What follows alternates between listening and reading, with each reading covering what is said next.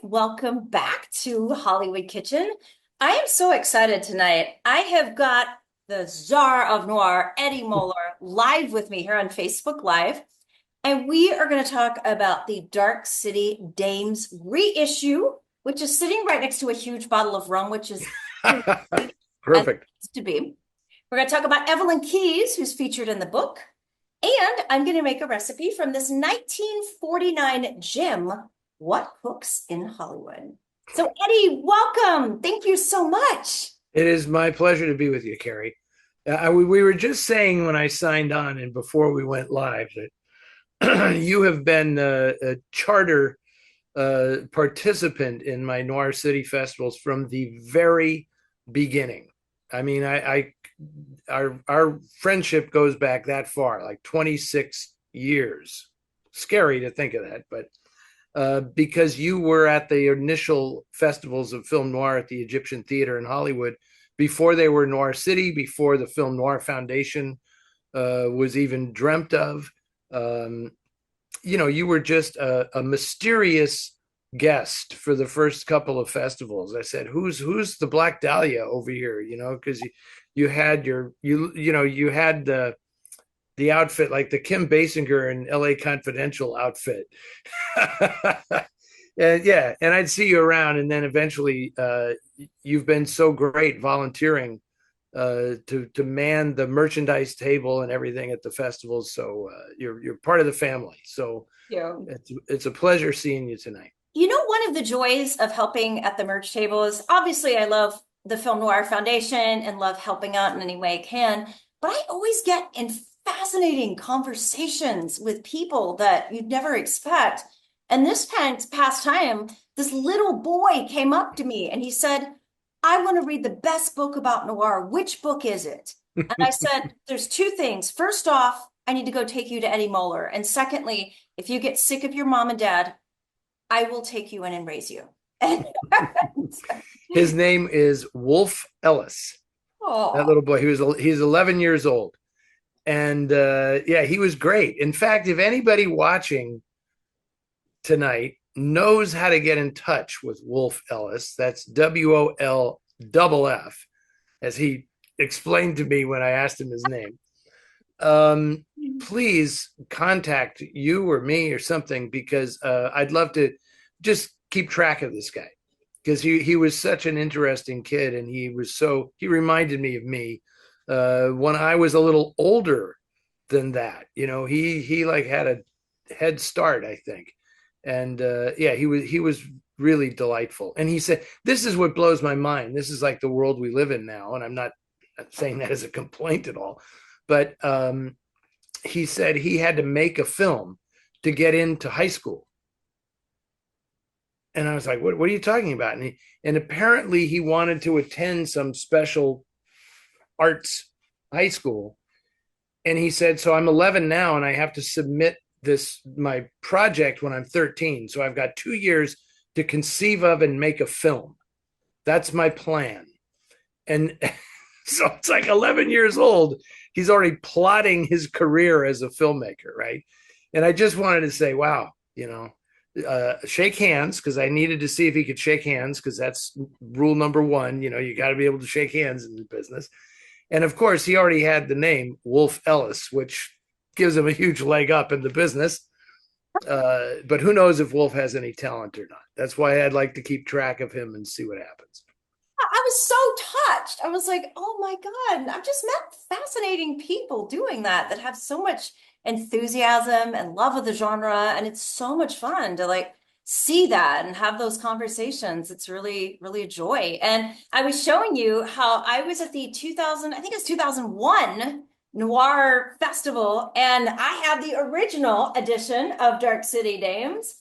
And this is one of the most cherished items I own, basically.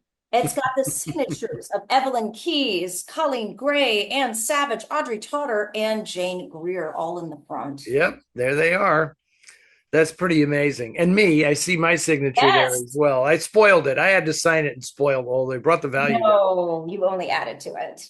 The one thing I regret, and it's difficult when you do these festivals and you have all these fabulous guests come out, and that was very early on in my career when they all came out. It was like the first year we did it, and they were all still around. But it after a while, you get a little nervous dealing with people when they get to an advanced age. Like, I don't want to be the one that kills them, sort of. And it was just, I so wish when I saw that your book was signed by everyone but Marie Windsor, because Marie had passed away before the book came out. And I wish I had somehow thought to have them all sign book plates, right before the book ever even got to the printer or anything. Just I want them to sign the book plates so that somebody could get books with all of their signatures, because none of the books are signed by Marie. That was too bad. So in some respects, Carrie, that's why Marie is on the front of the new edition of the book, because she didn't live to see the book come out. And so as like a little tribute, I said, well, maybe I'll just see Marie alone on the front. That's a poster image of Audrey Totter on the first edition, from back in 2001. Anyway.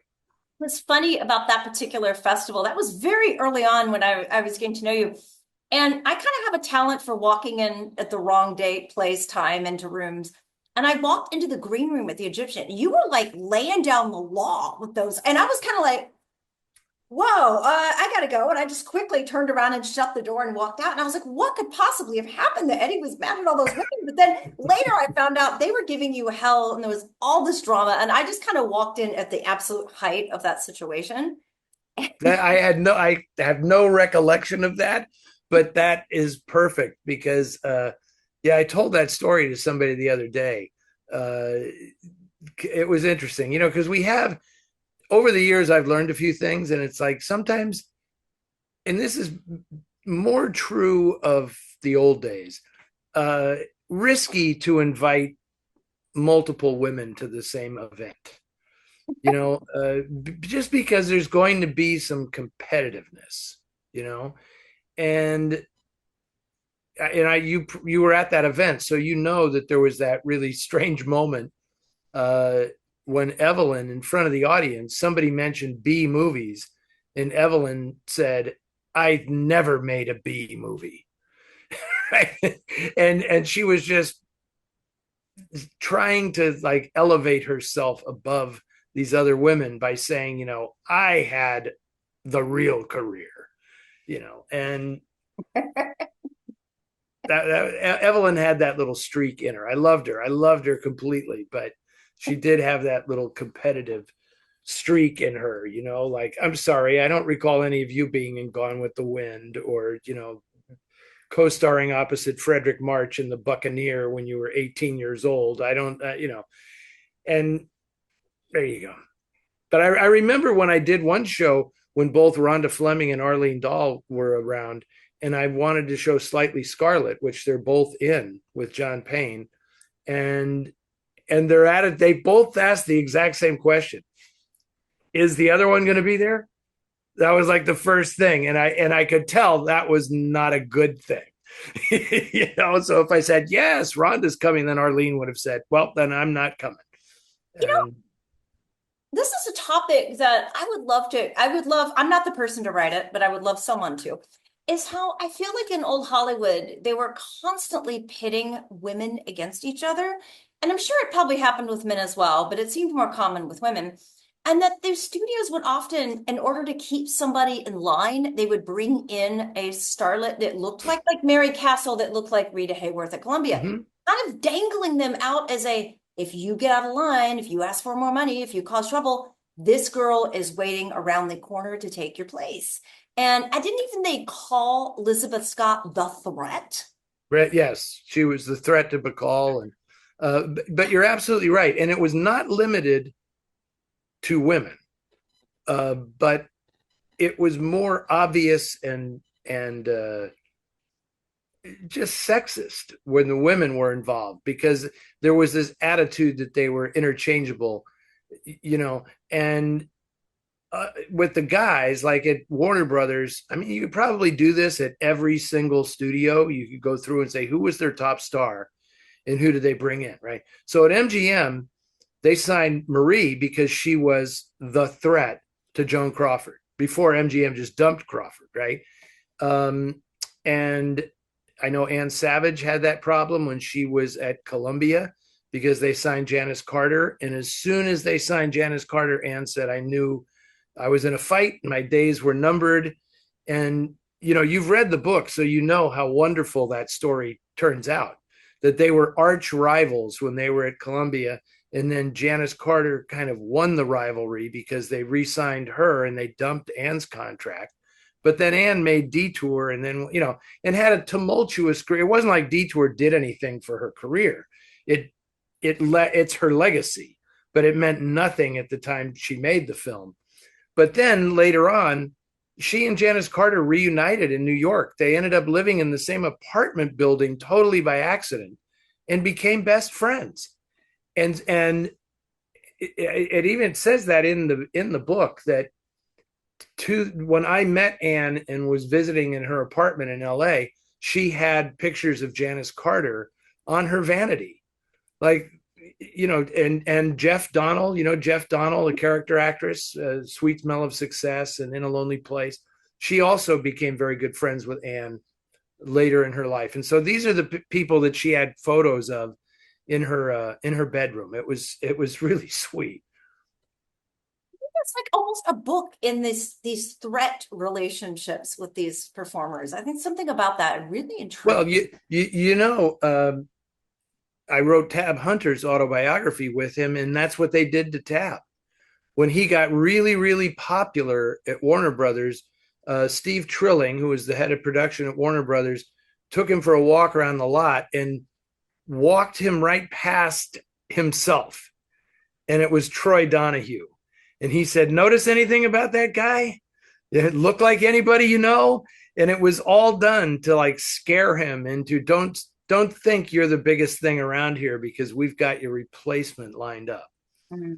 That's how the business worked. It was very, very cold, you know. It is a business. Yeah. So what did you pick out for Evelyn tonight? Because I can tell you right now, the entire time I knew Evelyn, she never cooked anything. Anything. But it's so funny because I ate a lot with Evelyn. We would go out to the Hamburger Hamlet on Sunset Boulevard. That was like our hangout and then we go back to her apartment and whatever.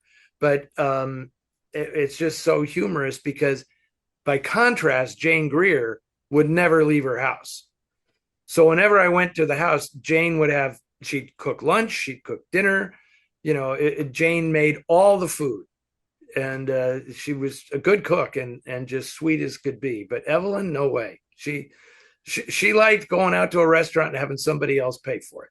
Well, I need to track down a Jane Greer recipe, but one of the reasons I gravitated to Evelyn Keyes is, well, first off, we just watched two of her films back to back in Noir City, Hollywood, so it seemed fitting. But also, she just is really fascinating character to me. And anytime I've heard you talk about her, I'm just riveted.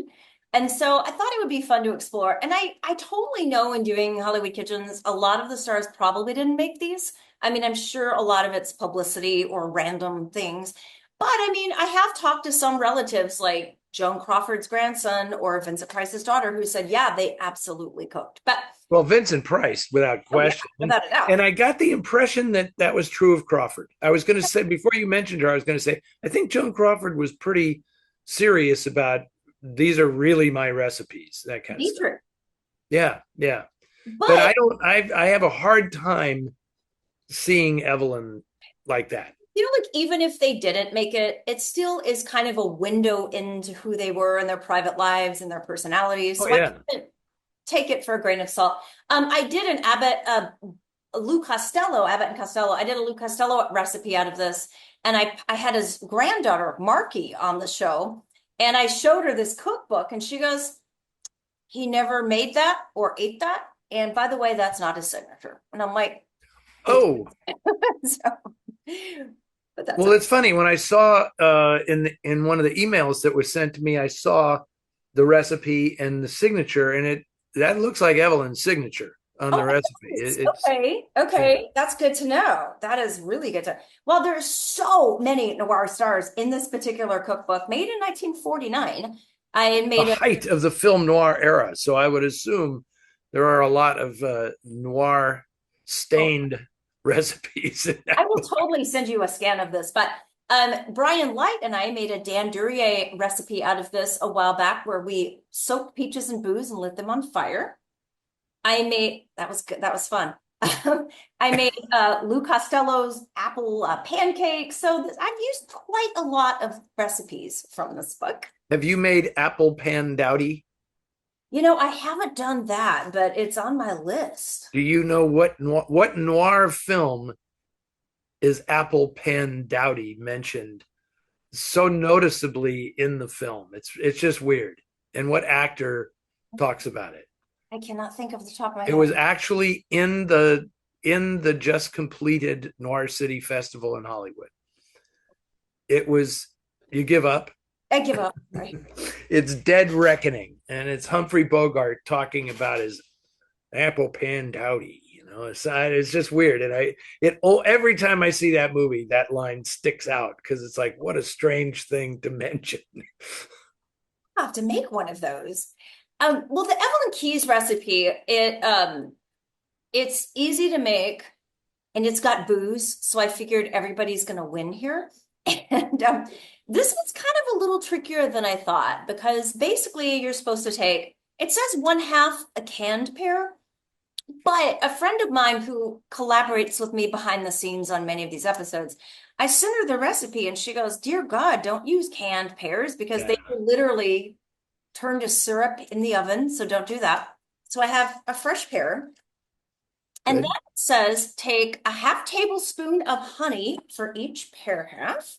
So we're going to do that. Half tablespoon of honey for each pear half and drizzle it on there. Very good. And then 1/4 juice of lime for each pear half. So I already did the lime juice well in advance. Right here. Put the lime juice on it. And now comes the fun part where we get to soak it all in rum. Okay, this is the That's part we were waiting for. the part we're waiting for. Now, here's the weird part, Eddie. When I tested this recipe, I always do this at least once or twice before I do a live show. So the other night I made them, and this recipe, as many of them do not exactly tell you the temperature or the length of time to cook it. Oh, right? Old school, yeah. I think they were written for housewives who knew what they were doing, and I'm not that person. So I Googled Well, bacon. but let me just stop you for 1 second. Anybody, I don't care if they've never cooked before, is going to know that you cannot bake a canned pear in the oven for an hour. That is just no way is that going to work. It's like, yeah, it's crazy. So I Googled baked pears and it said 400 degrees for 30 minutes. And I was like, okay, I'm going to compare it to some other recipes. So I did that. And I got a different kind of rum other than this one. And I made them the other night. And the problem was when it cooled off, I sliced some of the pear and I ate it. And a second later, I had this. Oh, That's not a face you want to see when you're eating. it isn't. And I thought, what have I done? And the taste of the lime juice, the honey, and the rum, it just was funky, and the nutmeg. But what I did is I put them in a glass Tupperware dish. I put them in the fridge overnight. And just this morning, I thought, I feel like a scientist kind of trying to figure out what's going on with some of these recipes and why. This morning, I got out some of it and it was cold, but it seems like the pear might have soaked up some of the lime juice and the rum overnight. And the pear was cold, and it actually worked way better as a cold dessert the next day than Yeah. it did the night it was like hot and ready to eat. Yeah, So, that actually sounds okay. And honestly, minus the pear, it sounds like a fairly decent cocktail in the making. A little honey and lime juice and rum. You could just throw some soda water in there and be good to go. So yeah, it's funny for the Oscar cook along a while back, I did a May West fruit compote, but the fruit kind of got all brownish and it looked kind of icky. But I thought, it doesn't taste too bad. What could I do? So I smashed up some raspberries, strawberries, took one little pinch of brown sugar, put it in a pie crust. It made the most delicious low sugar fruit pies. So Wow, that sounds you pretty got good. the Well, you know, sprinkle of something. I've never been a huge fan of cooking fruit. I mean, come on. I'm from Northern California, right? We're like, that's where the raw food movement comes from. And, uh, I just don't see the point of cooking fruit. Like if I make, Kathleen will make like a compote for pancakes or something with blueberries or something like that. And that's fine. That's good. But otherwise, I just want to eat my fruit. Damn. So and I wish that I was in my kitchen. I told you when I signed on that we're a working household where both spouses work in the house, and Kathleen has control of the downstairs right now. So I'm in my office, which does not have a stove or anything in it. So I'm disappointed that I don't actually get to sample your Evelyn Keyes pears, but I will later on. All righty. Well, I'm going to add the rum and then go pop this in the oven, and then we'll have a much longer discussion about Miss Evelyn here. Oh, okay, very good. It doesn't say how much. This says to basic, well, it does say how much actually. I'm sorry. Half cup of rum. So, all right, I don't have my measuring cup on me, so I'm just going to dump rum all over. Just wing it. You've done this enough. You know what you're doing. Yeah. All right. Pour And rum. you can't actually do too much. It's just going to cook off anyway, right? I mean, I think those pears are going to be good and drunk. I think they're going to be drunk too. So, all right, I'll be back in one quick second. I'm going to go put Okay. this in the oven. Okay. I want to see an arm come out of the book and like unscrew the lid of the rum and like take a swig. So tell me what the first Evelyn Keyes movie was you ever saw and about your friendship with her. um, that's a wow. You surprised me. I don't know that I remember the first one I saw. Um, because okay, I'll tell you. I think it was probably, and this is going to be a surprising answer. It was probably the 7 Year Itch, where she right. Does anybody remember that Evelyn was in the 7 Year Itch? I mean, she's the other woman with Tom Ewell opposite Marilyn, and Evelyn would laugh and say, "What in the world was I thinking?" Because she was sort of out of Hollywood for a little while, and they came back and they said, we're going to put you in a movie with like the hottest star in Hollywood right now. And she said, "Oh, that sounds good." And it turned out to be Marilyn Monroe. And she said, easy call. If you're a woman, my age, do not star in a movie with Marilyn Monroe because nobody is going to know you're in the movie. And that was part of a wake up call for her because that was, one of the last films she made in Hollywood. And then she left and moved to Europe. But, she, Evelyn was just so smart. I mean, that's the main thing. She was the greatest conversationalist that I'd ever met in my life until I met Marcia Hunt. And I would say that those two women are the smartest people I've known in my life, which is kind of interesting because, my life is not limited to show people, but they just stand out head and shoulders above everybody else for just having such a breadth of knowledge and a curiosity and interest in so many things. And so I could spend time with Evelyn just talking about anything. And she did not want to she talked about her movies, but had to be reminded about a lot. Evelyn, remember this film? She goes, "No, I don't. Tell me the story." And then I'd tell her about it. And then she would remember something from the making of the film, but she never really commented on her performances. It had to be something that just stood out, that made a difference in her life. Those were the stories that she loved to tell. So obviously, Evelyn told me a lot of stories about the men in her life because it seemed that that was her main interest. I love the And quote she has that I was always with the man of the moment, and there were many such moments. oh yeah, oh yeah, and and she had another interesting observation. I asked her, what did she do for a living? How would she describe what she did for a living?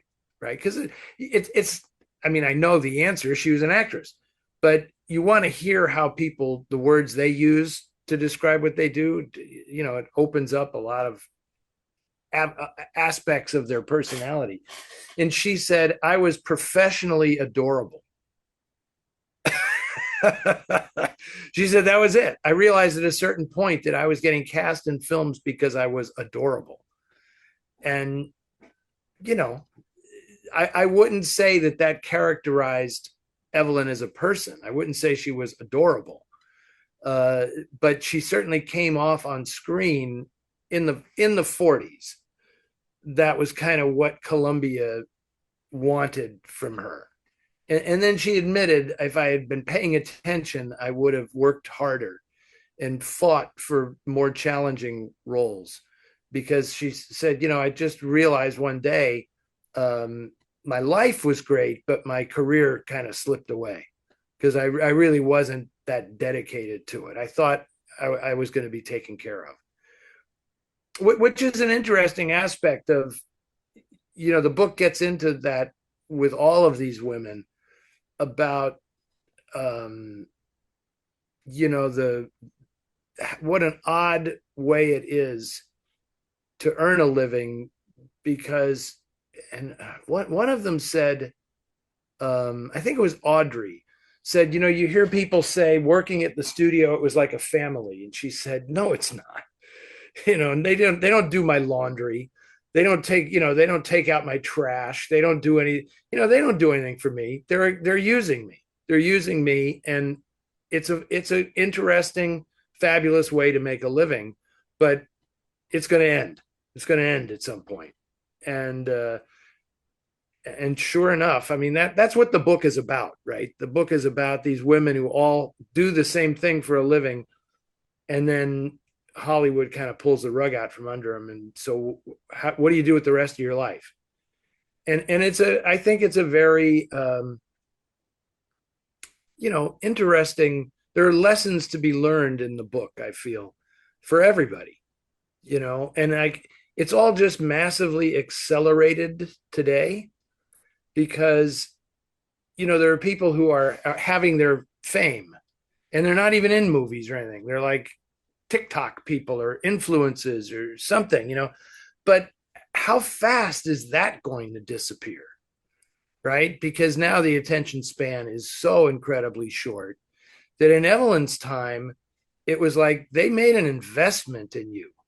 The studio invested, they gave voice lessons, dancing lessons, basically, and they expected a return on their investment, right? Uh, but it meant they gave you a chance at least. I think now with all these social media people having to be completely responsible for their own thing and how diminished the attention spans are, like who knows how long you're going to maintain a career, and whether this is, I'm talking about social media people or just people who make, they do so much work on television now with streaming shows, and there's so much, it just devours work. But I think actors are in a more precarious situation now than they've ever been, right? I Because agree. because of all the obvious reasons. They're trying to bust up the Screen Actors Guild all the time, and it's just it's difficult to do this for a living. And anyway, but which is hard for people to grasp when you see the salaries that the top people get. But that's a very few people that get those salaries. I remember one time talking to Lauren Bacall about this, and I said, it's amazing that I didn't understand the economics of this at all. I just said, it's amazing that you're still working, that you still do so much stuff, because this is about the time she did, uh, oh God, Dogtown or Dogville, Oh yeah, Dogville, Lars von Trier. with Lars von Trier, yeah, and she did The Walker with for Paul Schrader with Woody Harrelson, and she was working, And I said, "Wow, you must really love it, and blah blah blah. Keep your hand in." And she says, "I need the money." She says, I like working. It's what I do." I think she was kind of fibbing about needing the money, but she just couldn't believe like the difference between the money that top actors got today. And she said, Bogart didn't make 1/10 in his career what Tom Cruise makes on one movie today. I mean, it was a job like anything else. He's a screen icon. She's a screen icon, you know, but they weren't making $10 million a picture, let me tell you. So anyway, I don't know why I got off on that tangent, but it just interests me to see the story of the women in this book. I think you learn about Hollywood because the women were all at different studios, and so it was not planned that way. Honestly, it was just very fortuitous that it was like, oh, Audrey's at MGM and Jane's at RKO, and it all worked out. And but you also just get a real sense of what the culture was like back there, and what was expected of these women, and how difficult it was for them to cope with losing the career after having, as Audrey would call it, dusted by the fairy dust. They sprinkle you with fairy dust, and then they blow it all off and tell you to go get a real job. When researching this book and working with all of these women, what was the most surprising thing that you learned? Um, how can I say this without getting in trouble? Uh, I am very difficult to offend, by the way. So, it's not offensive. I just don't want people to take this the wrong way. Um, it's that women don't lose their sex drive. That's what I learned.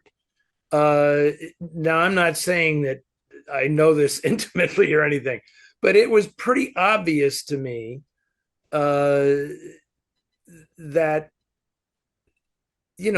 like Anne was like, fix me up with somebody. I mean, yeah, and she wanted to go out dancing and drinking and all this stuff. I mean, she had a lot of energy, and a lot of sex appeal. I mean, they all did. They all did. In their 70s and in their 80s, and it was surprising to me to just realize, that doesn't just disappear all of a sudden one day.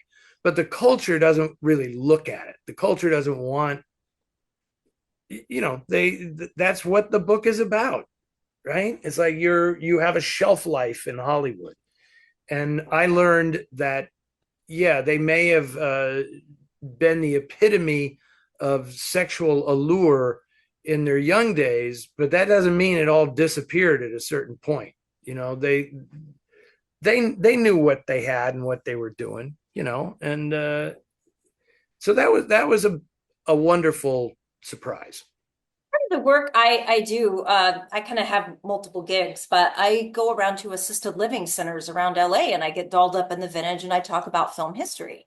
And that's one of my side hustles. And I meet some fascinating people doing this.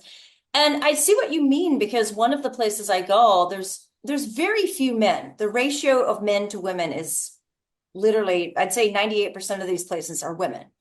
And one of them, there was one man there, and he was so good look. You could just tell he was like the Errol Flynn of his day. And the women at that assisted living were on him like white on rice. And he was like the only one or one of the few. So they were just like, they liked what they saw.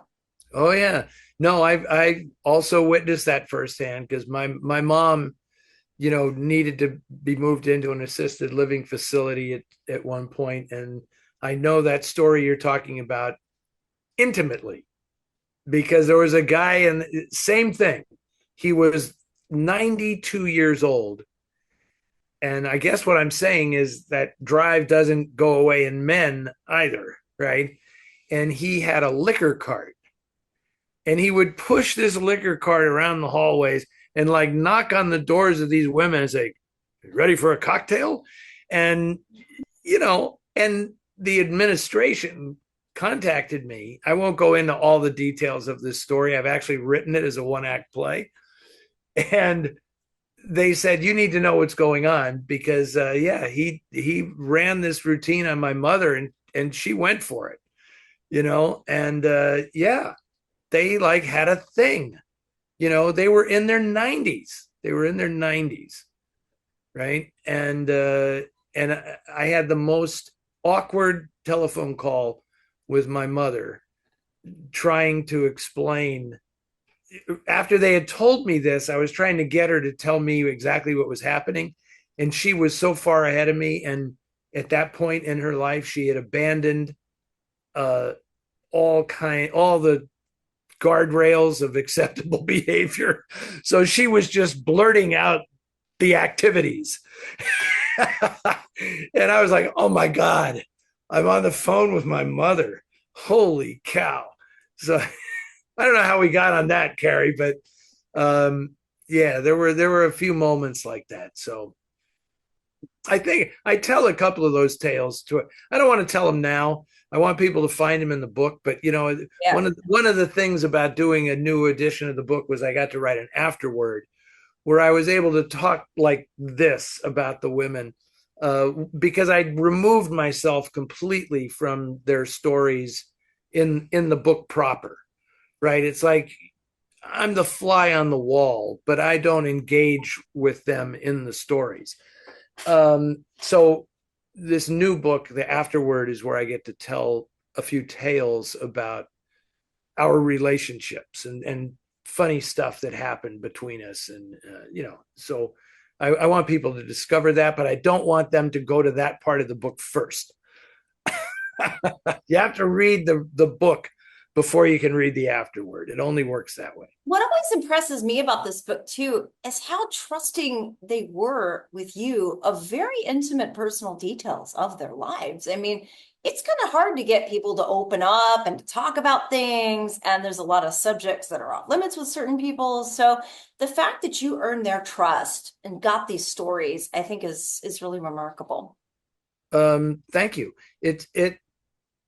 It isn't as hard as you might think. The secret is to actually listen to what people are telling you. that that's the key. If you want to earn somebody's trust, you have to actually listen to what they're telling you. You have to think about it. You have to engage with them, and they will eventually come to trust you.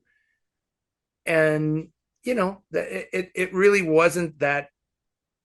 I say in hindsight, it wasn't that difficult. But if going in, because I told them, I'm not. This isn't going to be like one or two interviews.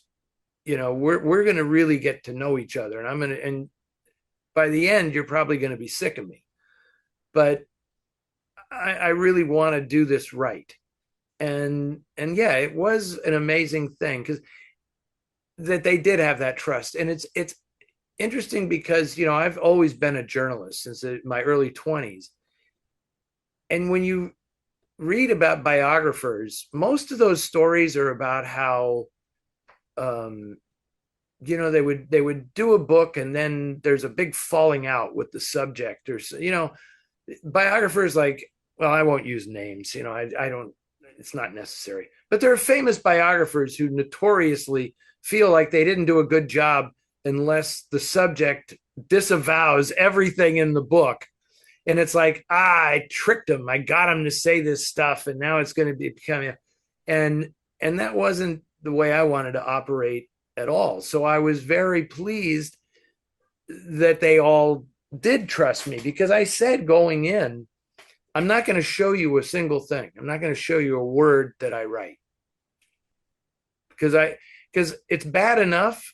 My experience as a journalist is I would always say, I'm not going to show it to you.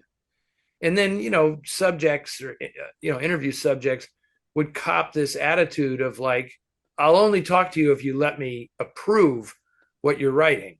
And no journalist worth their salt agrees to that, you know? And so I said, you're not going to read a word of it. You're just going to have to trust me. And I was so pleased that at the end, they didn't argue about a single thing. There wasn't a single point in the book of a bone of contention with any of the women. And it was like, yep, that's the story. Wow.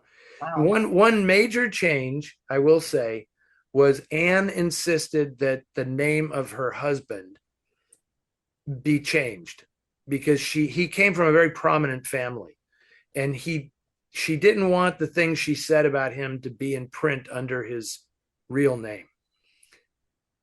They're both gone now, and so his real name is in the new edition. And not only his real name, there's a photograph of them that I found. I said, "Do you have any pictures?" And then she goes, "Oh no, you're not getting a picture of them." Well, I found a picture of them together at their elopement in Las Vegas. And so yeah, the photo is in the book, and I don't think that's a betrayal of Anne or anything. I mean, nobody would really care. But that's just a different generation where Anne was very, very thoughtful about, I don't want anybody to be upset. One of the things I always take away from some of the Q&As I've seen over the years at the Noir festivals is how a lot of the performers, they didn't have a sense that they were making something really special or really classic. It was just another job, just another movie. Like they had no sense of what this would mean to so many people down the road. That's absolutely true. I remember actually the first person I think I talked to, the first quote unquote noir star that I talked to was Claire Trevor. I talked to her on the telephone a couple of times, and when I tried to do this interview with her, it was next to impossible because she couldn't remember one movie from the other. And it wasn't that she was sharp. She was totally with it. It was a good conversationalist. She had terrible emphysema. That's what kept our conversation somewhat brief. But she would say, "Honey, which one was that?" And these are movies that we revere now. We're talking about Murder My Sweet and Raw Deal and Born to Kill and stuff like this. And she honestly couldn't tell them apart. She said, I made so many of those, but she knew she was the bad girl, right? There were two of those movies that she remembered. Obviously, Key Largo, because she won the Best Supporting Actress Oscar for that. And because the cast was so memorable, right? All of her other players. And Born to Kill, she remembered because of Lawrence Tierney. But she didn't have anything bad to say about him. But she said he was different. he was memorable. He kept you on your toes. It's so funny. It's interesting. So you were at this last Noir City, and part of it. Did you see any of the interviews I did this time around? I'm trying to remember. I saw the introduction you did to Hell's Half Acre with Evelyn Keyes. I think it was that one. And No, I mean the new because we showed The Last Seduction, and I talked to John Dahl, the writer and director, and we showed Destroyer and talked to Phil Hay and Karen Kusama, the screenwriter and director. But Annette Bening came out for The Grifters, and Jennifer Tilly came out for Bound, and it was really interesting sitting with them talking about their movies 26 years after I had been on the exact same place talking to these women. And that was the genesis of Dark City Dames, this book, but realizing how different the performers are today than back in the day, right? So Jennifer is one of the most extraordinary people because she if Jennifer was acting in the 40s or 50s, she would have been a Gloria Graham. She would have had those roles, absolutely. And but now what she has made of her career is just extraordinary, from being nominated for an Oscar for Woody Allen's Bullets Over Broadway to doing, this landmark neo-noir Bound, which is, a groundbreaking film in many ways. And then she goes and does, this genre stuff like Bride of Chucky, and she has a huge following from those, huge following. And now she's on, Housewives of Beverly Hills, and she's a world-class poker player. Like, she makes millions playing poker. And she was married to Sam Simon, the co-creator of The Simpsons. And when they divorced, she gets Simpsons money in the settlement. And so, Jennifer has done as well as it's humanly possible for an actress to do in this day and age. And her interview was massively entertaining. She was so fun and out there and just having a ball and having a great time. And I could not conceive of any of these actresses from the 40s comporting themselves in the same way that Jennifer does. She she shows up and she's got her short skirt and her fishnet stockings and her stiletto heels and all this, and it's like she's just having fun. She's exploiting herself, and her image, as this, I don't know what she is. She's so many different things. But I think that's a great triumph of the culture, is that it now embraces somebody like Jennifer or Annette, right? Who, if Annette had her career back when we're talking about Evelyn and that, she would have retired after marrying Warren Beatty. Mm. Right? It would be like, what do I need to act for now? I married the big movie star. But no, now she has her own career. And dare I say, she rates a lifetime achievement retrospective as much as Warren Beatty does. By the way, So I wasn't able to be at all the Q&As, but I did watch a recorded version someone recorded of the Annette Bening Q&A. I haven't seen that. She is so, because I love The Grifters. I love that film. And like, I love the movie Annette Bening did where she played Gloria Graham, because to me, it's fantastic. her in The Grifters. And to me, that movie was like a full circle moment, really, for her. Yeah, I totally agree. And it was interesting because I hope this came out in the video. The Film Noir Foundation will have its own video versions of these interviews that will be up on our channel. I'll check it out. But I do remember asking her about the disappointment she must have felt when that movie, it's called Film Stars Don't Die in Liverpool, nothing happened with it. Like, nobody saw it. And I knew, I'm going to offend some people now, I knew when I interviewed her for TCM and we did a really fun night about Gloria Graham, where she, we did this interview in the Roosevelt Hotel, and I could just tell by the people around her that wasn't going to work. The PR people didn't get the movie. They didn't understand the movie. They didn't really care about Gloria Graham. And when I watched that film, I just was astounded by her performance. It's spectacular. Okay. And the way Paul McGuigan directed that movie, there were some amazingly challenging obstacles for an actor to deal with. Like, she was moving between decades and like aging 15 and 20 years in a single shot, where like she'd be the young Gloria dancing with the guy in her flat, and then she'd go out the room and the camera would swing around, and then there'd be this seamless transition to like 15 years later, and she's older, and and it's just like, wow, this is amazing how they did this. And nobody noticed. And she was very open and honest about the disappointment that actors have when they give so much, right? Because I don't think actors, the acting today is so far above what it's ever been. The what actors are willing to give to directors and producers and writers, God love them. It's just better than ever. The writers don't live up to it by and large. They just aren't writing good enough material. They're not writing good enough characters for the actors, to be quite honest. And when you get somebody like Annette, you know how hard it is to like find a role that's challenging. Which, did you see Naiad? Not Where she yet, but played I need Diana to look Naiad? at her and you see that. It's incredible. Like, this is all about her. I mean, it's her and Jodie Foster carry the whole movie. It's very well directed, and it's well written.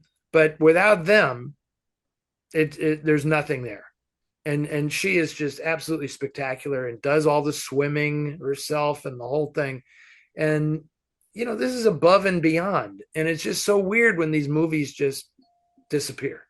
You know what I think part of it is? I mean, having worked as an assistant at different film studios and companies and stuff, I've literally seen discussions or meetings happen where they'll say, okay, we've got all these films. We've got the budget to heavily promote two, maybe three out of this list really heavily with all of our resources. What are we going to place our bets on, so to speak? And there's always a time when they're like, great film, can't sell it to the public, no one's going to see it. Let's just dump it, release it, and move on to the next thing. Yeah. And I've seen some stars have some really bad reactions to being like dumped basically like that or have Oh their yeah. film dumped. And it's not pretty. I mean, it's Well, I mean, the stories in Hollywood today. I mean, how would you like to make a movie and then have the studio decide we're in a better financial position not releasing the film than in putting it out there? I mean, it's just mind-boggling. That never happened in old Hollywood, no. right? They never would have spent the money that they spend, now. I mean, the economics, it's apples and oranges. It's a totally different era, and the economies of the business are totally different. But still, it's got to be painful when you put so much into your work and nobody cares. We also I mentioned we showed Destroyer at Noir City, which is the Nicole Kidman noir from 2018, and I just think that film is a masterpiece. And I was just stunned when I was introducing it, and Karen and Phil were there. And I said, how many people have not seen this movie before? And I would say that 80% of the audience had not seen the film, right? And that speaks well of the Noir City Film Festival, because people come to watch movies that they haven't seen, right? And it's like a magnet for that.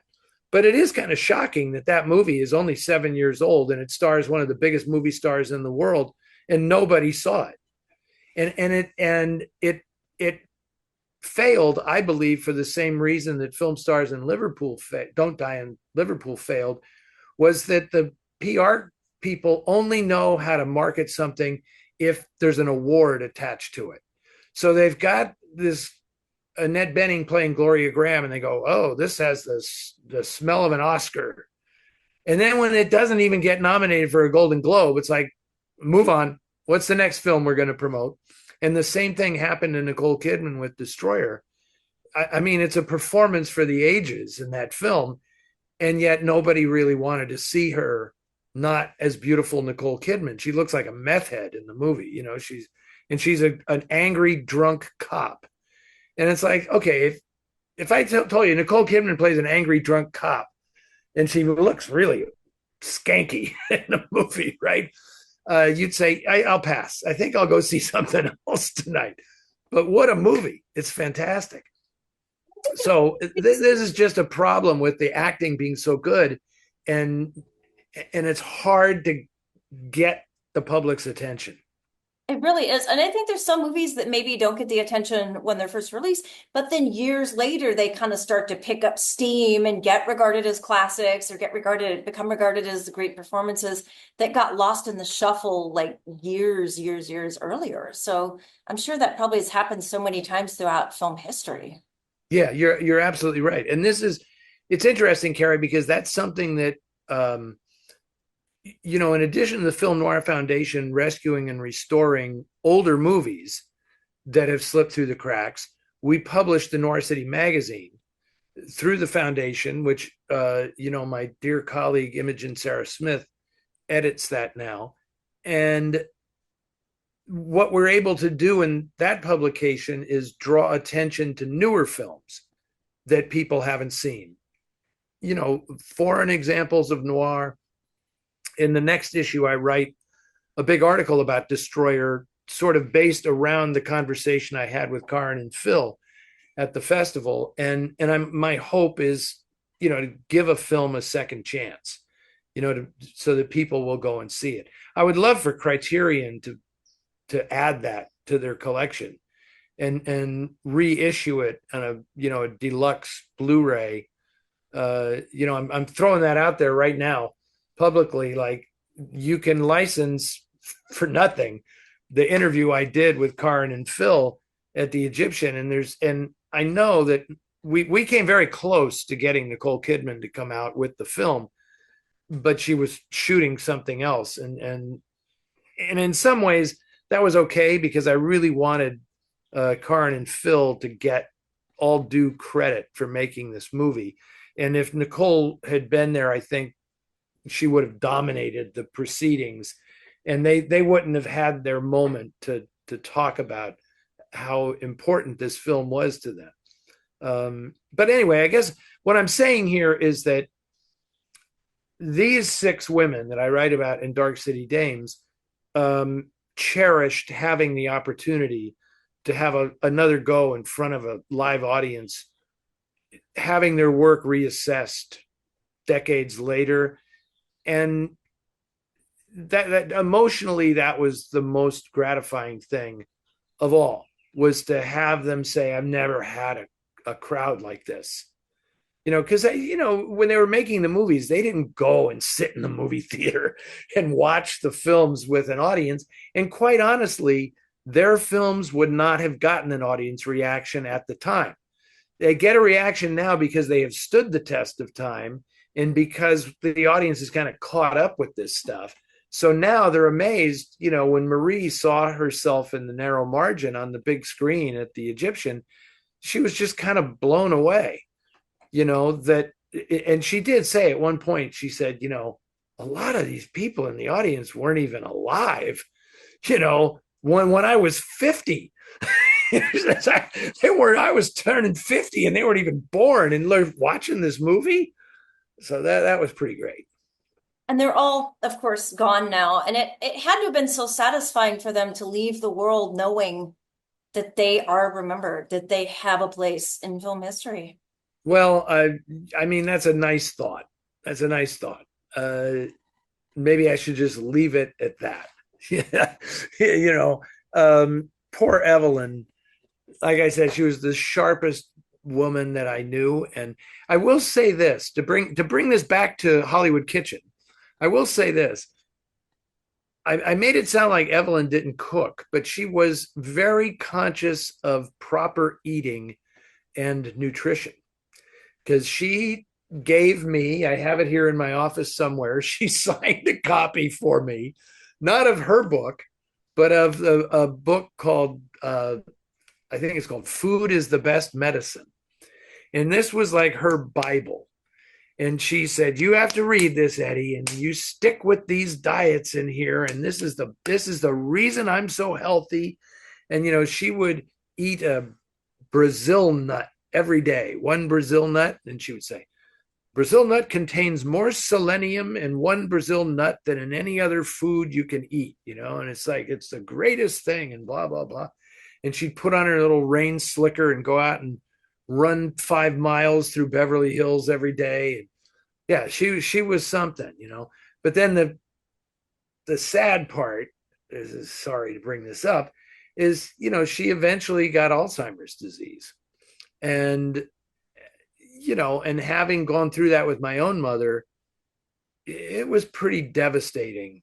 The last time I saw Evelyn, she remained really good friends with Tab Hunter and his partner, Alan Glasser, and they were very close. And Alan and Tab sort of saw to it that she got a nice place to live near them so they could they weren't her caretakers, but they could check in on her. And that's the last time I saw her was there, and she didn't remember who I was. And it was only like 3 years, 2 or 3 years after we had been so close. And that's hard. That's really hard. So because that was difficult, having called her the best conversationalist ever, to have her lose her memory like that was pretty devastating. Sorry, don't want to be a downer, but That's okay. I think that's the cruelest disease in the world, or one of them anyway.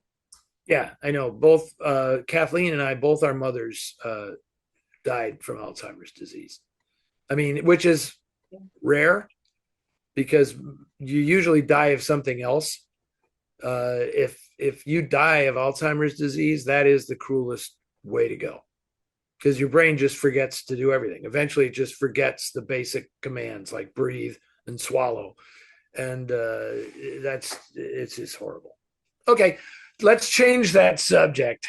I feel like eating drunken pears.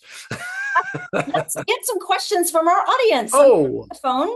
I didn't even know that was part of the gig. Okay, let's go. Yeah, well, we see if people have questions or comments, etc. On the. Sometimes, by the way, they might pop up on my phone way later. But for right now, we have 55 comments going on at the moment. So, all right. Let me see here. This is great, Carrie. You need an assistant. I so You need an assistant to scroll through these and feed these to you. I need a Downton Abbey staff. Is kind of what I Yeah. do. But yes. Manon Banta says Annette Bening is beyond fantastic in all of her roles. American Conservatory Theater trained with the legendary Bill Ball. I was a student at the ACT when Annette performed Haramon's monologue from A Winter's Tale, standing completely still with her arms behind her at Bill Ball's memorial, and it was breathtaking. I'm tearing up just hearing that. Oh, someone's asking me if we're burning the pears. Okay, I will be right back. Don't burn the pears. It's a weird concept, burning pears. That doesn't sound good. And you got to be careful with nutmeg. I don't know if you can hear me, Carrie, but you got to be careful with nutmeg. Yeah, nutmeg. I'm gonna wait to pour the nutmeg on, but I prefer cinnamon to nutmeg, to be perfectly. Well, I don't mind nutmeg. I put nutmeg in my coffee on occasion. Ah, If you grate a little nutmeg in with the grounds. I make my coffee in a French press, and it gives a little kick, a nice little kick to the coffee. Don't do it all the time. I would get sick of it if I drank that every day, but like once a week or so is pretty good. all right. Teresa Brown, our TCM buddy. I know Teresa, yeah. Yes, the Queen of New York. Can Eddie please speak on Jane Greer? Yes, of course. Whole chapter in her. There is a whole chat. Jane was one of the funniest. She was by far the funniest of the 6 actresses that I talked to. She was the funniest. She was a great mimic. And, I have all of my original recordings of my interviews with them. And I was thinking, maybe we could somehow incorporate that into like some other thing. The audiobook is already done, so we're not using the voices in the audiobook, but she was a fabulous mimic, and she would imitate Howard Hughes and Robert Mitchum and Oscar Levant and Elizabeth Scott. And she was good friends with Gloria Graham, but I really liked Jane quite a bit. She was very she was kind of spooked because she was she didn't think she was going to live very much longer. It was odd, but her parents died kind of young, and I think in the back of Jane's mind, she always felt like, once I'm past 65 or something, I mean, I'm not gonna live much beyond that, because neither of her parents had. And it was kind of weird. And she was married to a guy, Frank London, who had cancer, and she just doted on him, but he couldn't go out in public, so Jane never went out in public. I can't tell you how many times I begged her to come out and appear with Out of the Past or The Big Steal or something, and she was just like, Eddie, I can't leave Frank. I'm not going to do that. And anyway, there's a few good Frank London stories in the book too. That yeah, he was a character. It just frustrates me so much the way Howard Hughes treated her. And Yes, um, she was the of all of the what she was the in terms of the squandering of her talent. That was Jane's story, and she kind of knew it, you know, and she was always trying to find some kind of peace with what else could I have done. You know, Howard Hughes made my life miserable, and there wasn't much she could do. But you know, the way I look at all this is, and I really tried to find this balance in the book, because there are some villains in the book, right? And they're men. And there are some heroes in the book. I think all the six women are all kind of heroic. But Robert Mitchum comes out a hero in the book, you know, because he's just a good guy, you know, and he was really nice to people that he respected and liked their work and their friendship and their camaraderie. And he and Jane were just best buddies, best buddies. And she said, I would do anything for Bob. He was the greatest guy. And she said, I want you to make sure that you people know there was nothing between us. You know, we were not romantically involved at all, but he was just like a brother and the greatest guy in the world. yes, I love him so much. He's one of my favorite noir stars. And also, he was an accomplished chili cook, and he even judged chili contests. Doesn't So surprise me at all. Doesn't surprise me I at just, all. to me, one of the big joys of Noir City is just seeing him on a giant screen, because that is so where he belongs. Yeah. And oh God, It's that interesting, isn't it? How some, and you know this as well as anybody, Carrie, over the years, it's so intriguing to me how some actors, their legacy fades, and some actors it only grows, right? So in the 1940s, Alan Ladd was 10 times the star that Robert Mitchum was, but nobody watches Alan Ladd movies today. And Robert Mitchum, you know, nobody thought he could act back then. He got nominated for an Oscar, right? Then he has his famous pot bust and all that stuff. And yet he keeps going because the public liked watching him on screen. That's what kept his career going. I mean, it wasn't his reputation, it wasn't his, you know, his craft or whatever, you know, whatever Charles Lawton would think, because he called him the greatest actor, you know, of his generation, whatever. But it's fascinating to me how those things change, how like his style is what people want now. And so it's like a whole other aspect to his career after he's dead. I feel like there are some stars that are just of their time, but they don't stand the test of time, and then other stars that their reputation grows with time, and Absolutely. it's Well, kind of it's very hard. It's, you know, actors from the 30s, it's very hard for them to maintain because the acting style, it was so different. And most younger people now look at movies from the 30s and they don't understand it. They just don't get what was the deal with it being so amped up and so theatrical and so corny at times. And they didn't realize that, you know, that's what the public was used to, and that's what was fine by them. Um, anyway, and a few more any questions. other good questions? Julia Ricci, hey Julia, I she know Julia too. regarding certain films being promoted over others, are the number of movies being churned out by studios and streamers today comparable to the number of movies made under the studio system? Is the unbalanced promotion due to fatigue from information overload or too many movies? What are your thoughts on this? Wow, that's a subject for an entire show. I mean, that is a really good question. And what kills me is And this is something that Marie Windsor actually touched on when we would speak. She felt sorry for actors today because it the business chews them up, and just the amount of work that they do. It's a lot of work, but nobody's really seeing it. If you made a movie, it was a big deal back in the 40s, and back in the day, it was a big deal. Like, I'm in a major motion picture.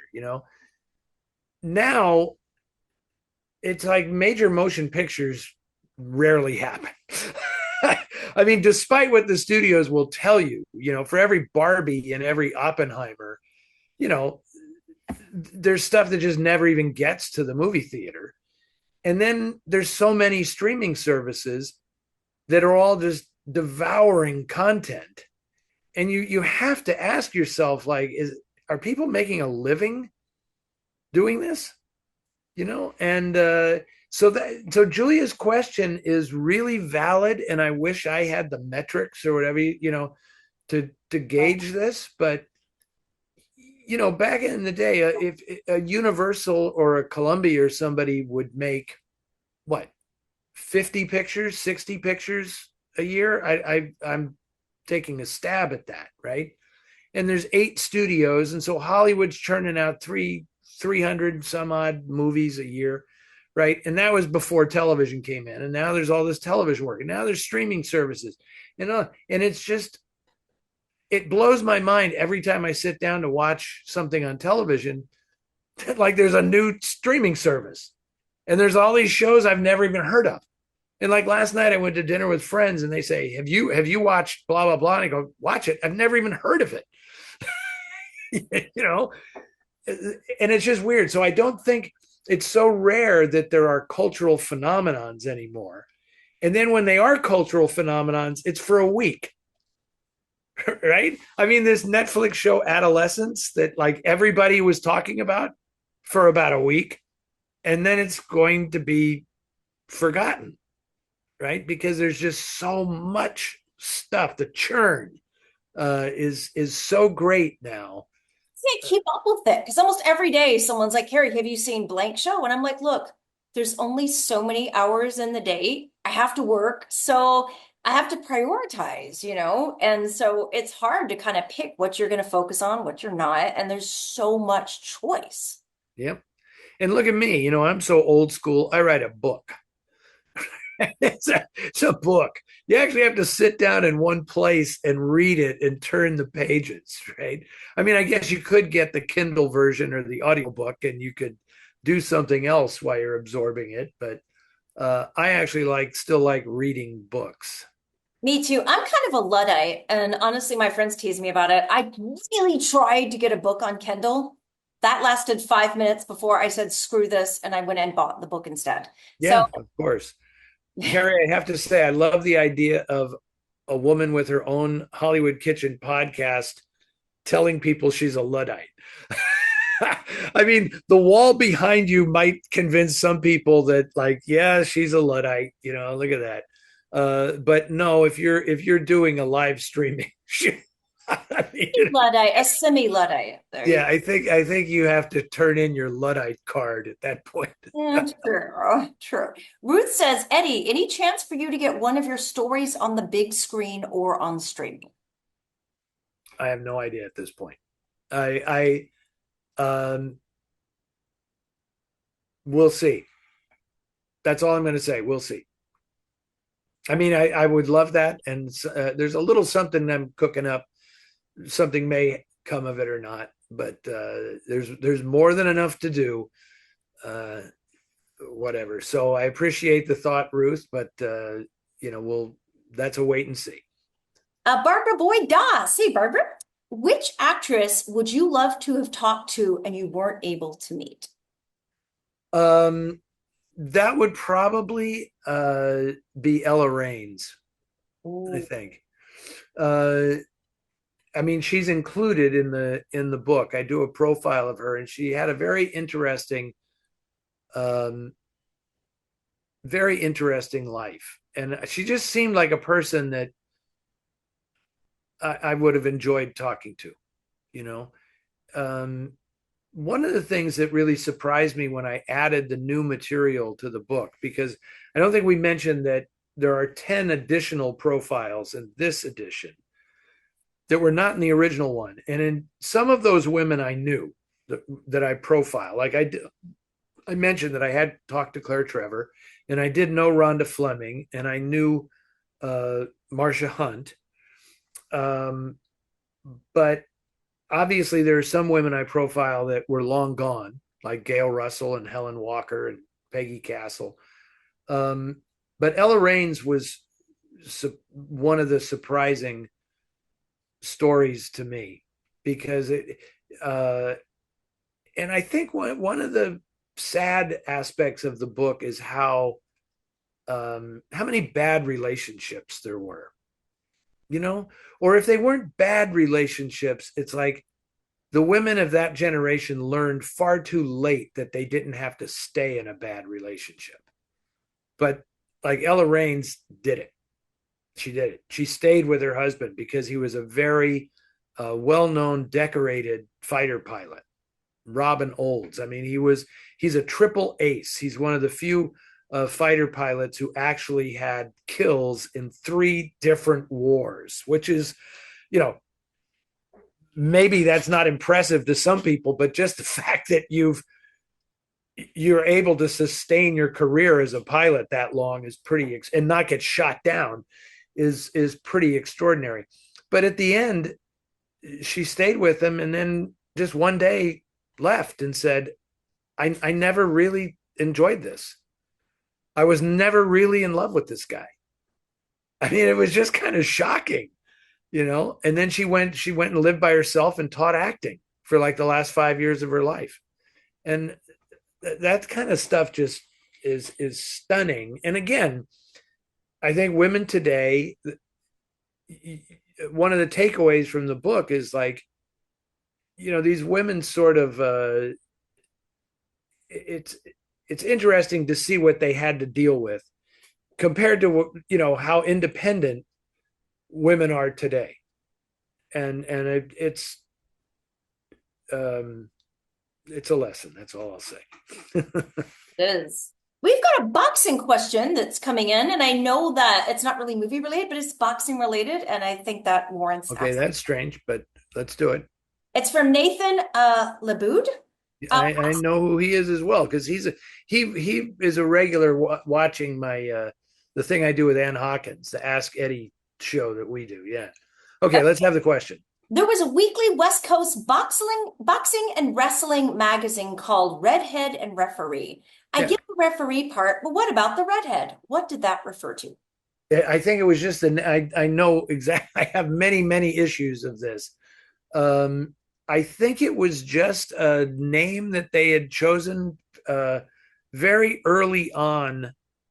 I want to say it had something to do with um, like Newsboys or something, and I think it was like the logo or the emblem of the magazine was a redheaded kid like selling the stuff, and it was just the redhead, and it was like your daily or your nightly Friday night fight card thing, and it was just called the redhead, and um, they were combined. Referee was a thing, and then redhead was its own thing, and then for a while they were conjoined. Well, I think that's about all the questions, but people definitely seem to enjoy the conversation. So thank you so much. And how did the pears turn out? Are Let they me still grab cooking? them. Let me go grab them.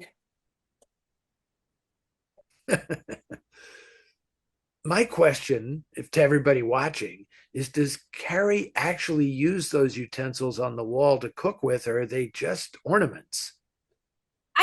When I moved into my place, the landlord said I could paint the walls, but only if I repainted them all myself back to the original color when I moved out. And I thought, I don't want to do that. And my family lives in Savannah, Georgia, and the antique stores there are like incredible. So I found a lot of these old utensils, and a friend of mine's a professional artist. She came over And we just went to town one day nailing these all over the wall, and they make these cool little shadows and they kind of look really cool. So Yeah, yeah. I thought that would be kind of a cool way to add some color and texture and something fun to the wall, but they're also all antique as well. And some of my TCM friends have also found some of these for me. So, So, but you don't use them in your cooking. I usually don't. Yeah, some of them are rusted and some of them are Yeah, probably yeah, not advisable for using that way. yeah. I know. It's a because I haunt, antique stores and thrift stores and everything. I cannot drive past one. I have to stop and go in because I'm always imagining I'm going to find that super rare, in a lonely place 3 sheet hanging on the wall or something, and hopefully they won't know what it is. And I can do my best act, of like, how much you want for that? And I'll go, oh, like, would you pay 50? And I go, I don't know, that's kind of steep, 50 for that? I don't know. I'll think about it and come back, and then I go out and do a little dance. Say like, hey, they don't know that it's worth like $5,000. Totally. The one, my favorite antique store in Savannah is called Picker Joe's, and they have a whole section of vintage lobby cards, and almost all of them are female prison or juvenile delinquent Z movies from the 40s and 50s. And I texted a friend a bunch of photos, and I said, I think someone had a fetish here. Yes, yes, So exactly. many, and no one ever seems to buy them because every time I go home, I go to Picker Joe's, and inevitably there are still a zillion lobby cards of like female juvenile delinquent B Well, movies. I'm sure there are some people watching who are fans of that genre, and now they're going to ask you to buy them for them, and then they'll pay you back. That's But okay. I don't mind. I love finding those kind of treasures because they're so much fun. It's like the thrill of the hunt. I got to tell you, like a what they call a whip, women in prison movie, is almost like a guarantee. You have to buy it when you see a lobby card or a poster because the graphics are so lurid. It's like I've never seen this movie, but I'm still going to buy this lobby card just because Beverly Michaels brawling with somebody in a prison yard. Yeah, I'll buy that. A shout out to Krista Faust. She used to show up every year at Noir City, and Oh one yeah, year she did the coolest thing I think I've ever seen in my whole life.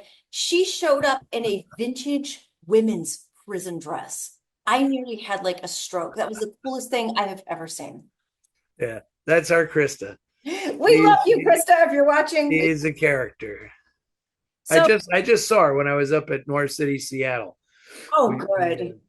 So yeah. here's how the pear looks. Okay, wait. Okay. Oh, okay. There we go.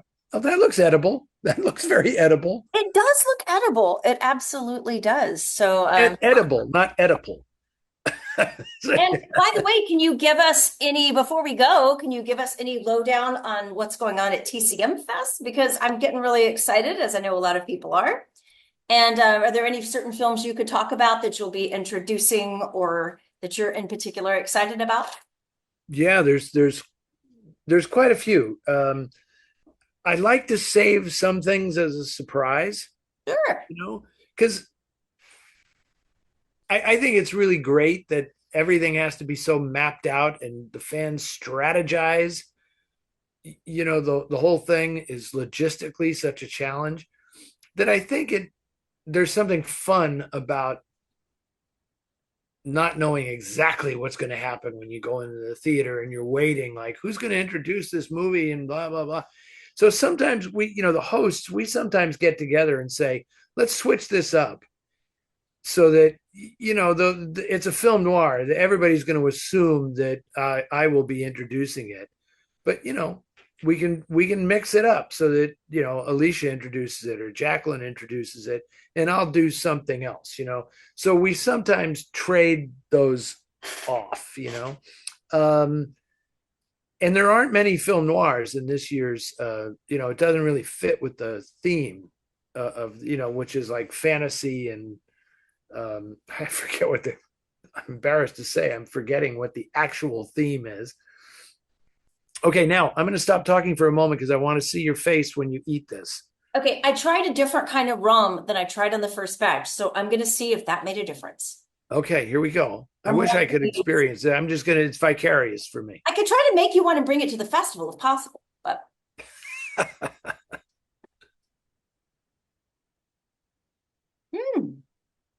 This brand of rum is much better. Wow, this Okay, turned very good. markedly different than the last one. Myers rum is a good thing. Yeah, I think Evelyn would probably agree.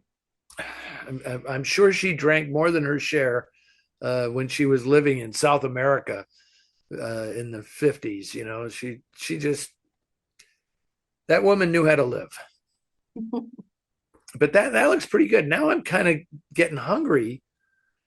I don't have pears in that. Now, do you remember what kind of pear that is? They pretty much only had like two kinds at my grocery store, and one was kind of little and yellow, and these were bigger and green. So I went with the bigger and the green. Green. I wish I knew I know there's Bosque pears and Anjou pears and Bartlett pears, and I'm wondering if there's one that's better for cooking than something else. I'd have to research that. Every one of these episodes, I wind up going down a rabbit hole of information about the different kinds of ingredients and food. But any TCM fans watching, if y'all want me to whip up some of these and bring them in Tupperware, I can try to do that and see how it goes. And We're not showing an Evelyn movie. I don't think at the festival, but don't have to. Just in her honor. yes. The other thing with TCM, I have one day that is just so packed, it's kind of ridiculous. Um, but it includes I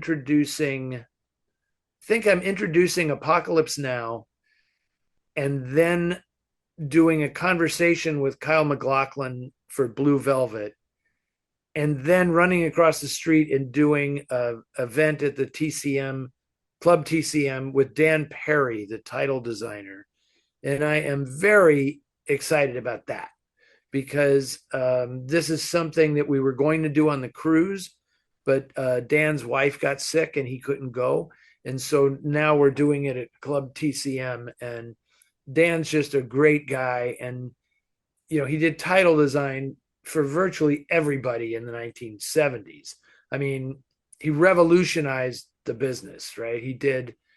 Within a few years of breaking into the business, he was doing the titles for, The Exorcist and Taxi Driver and Star Wars and Close Encounters of the Third Kind, and all of this without computers, all of this done by hand. And so Dan's just a real interesting guy, and I'm very, very much looking forward to that event, which will be followed by a book signing by both of us. Because Dan has a wonderful book that he has published, and of course, being a stickler, he published it himself, so the book would turn out exactly as he wanted. Because no publisher would do this book; it's just too cool. It's anyway. I've sold it. I'm not going to buy it back now, but that's a big day, and I'm very much looking forward to that. And beyond that, I can't even remember what else I'm introducing.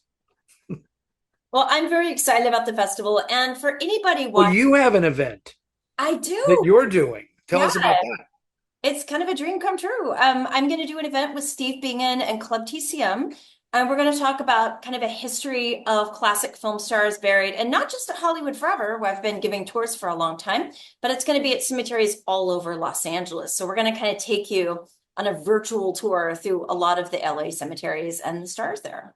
Wow, fascinating. Now I understand that David Lynch is now at Hollywood Forever He Cemetery. is. This weekend will be my first time to put him on the tour. And I've been very emotional about it because I probably told you the story of how I first saw Blue Velvet, right? I don't think so. Well, when I was a kid, I grew up in kind of a very strict conservative environment.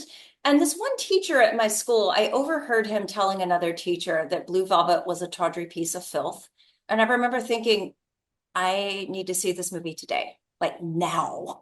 So I took my mom's clothes to the dry cleaner, which was right next to the video store after school, got the movie, watched it on VHS in my parents' living room, made sure it was out of the house before they got back home. And I just fell in love with David Lynch. I was a Yeah. teenager at the time.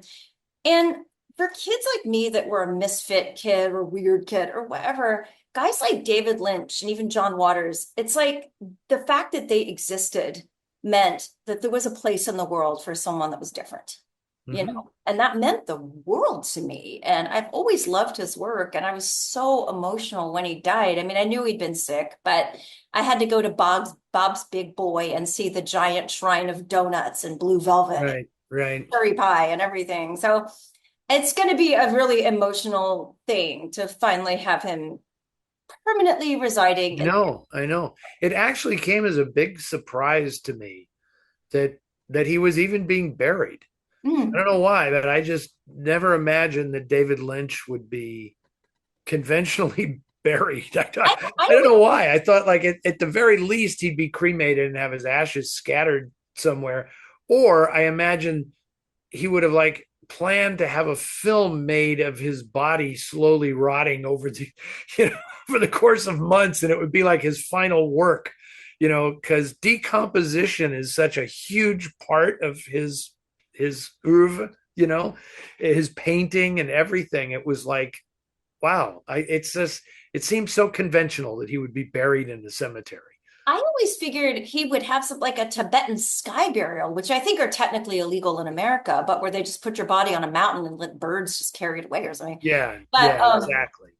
sometimes Anyway, doing the most conventional is the most shocking thing for him. Like the Straight Story is the only movie of his I've ever been able to show my mom and dad, and that movie is a Disney movie. I think it's G-rated, but yeah, yeah. it's like the most shocking thing he could have done because it's so pure and simple and beautiful. And I love the Straight Story. So maybe David figured in doing something conventional, I'm technically doing something unconventional. Yeah, could be. Could be. But it's interesting, I remember when Blue Velvet came out and a lot of people arguing, that it was a reprehensible, horrid depiction of humanity and blah, blah, blah. And I just remember watching it and thinking, man, this is the most moralistic film I've seen in a long time, You know, because it wasn't like make believe. I mean, it was like he was not afraid to go there, and I mean, nobody. There really is like movies before David Lynch and after David Lynch. I mean, he really did change the vernacular of cinema storytelling, and he made the subconscious a viable thing in narrative filmmaking, which did not exist before him. That somehow he could, like when he got into Twin Peaks, it's like he's now putting deep buried some subconscious stuff on your television set in your living room. I mean, that's the most subversive thing anybody ever did on American television. yeah. And and then what was this guy doing? The fact that he ended the original version of Twin Peaks with a line saying, "I will return in 25 years," right? And then the show does come back 25 years later, and it continues, and it's like, is how in the world did that happen? Like, is that just a joke? Like he said, let's throw in a line about 25 years. Who knows? Maybe we can sell it again then, and it could be just a practical thing, or else is it some kind of mystical thing where like a voice came to him and said, it'll all happen again in 25 years. I vote for that one. Yeah, he was a master at making you feel that, even if that wasn't where it originated, he could make you feel that. So he was something. So I'm excited about introducing that. And Kyle MacLachlan seems really, really cool. So, and I know he was very emotional in the wake of Lynch's death. So I'm sure it'll be an interesting conversation.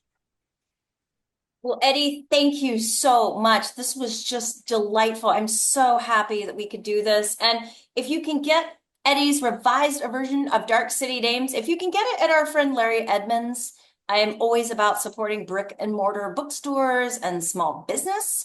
If you can buy it at TCM, if you can buy it at your local bookstore, please do it that way if you can.